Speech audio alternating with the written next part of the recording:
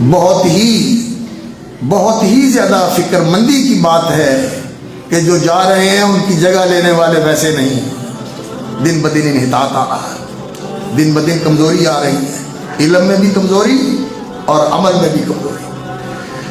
آخر زمانہ ہے، رسول اکرم صلی اللہ علیہ وسلم نے فرمایا تھا کہ یرفع العلم، علم بھی اٹھ جائے گا، ویکثر الجہل، جہالت پھیل جائے گی، وینقص العمل، اور عمل میں کمی آ جائے گی.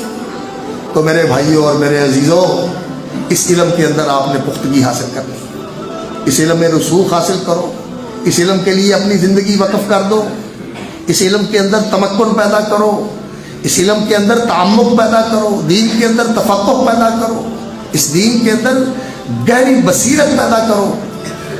یہ بہت بڑی دولت ہے، بہت بڑی دولت ہے، بہت بڑی دولت ہے. یقین جانیے، یہ یونیورسٹیوں کے منصب، یہ یونیورسٹیوں کے عہدے، یہ دنیا کی سیادتیں اور قیادتیں اس دین کی عظمت کے سامنے کوئی حیثیت نہیں رکھتی.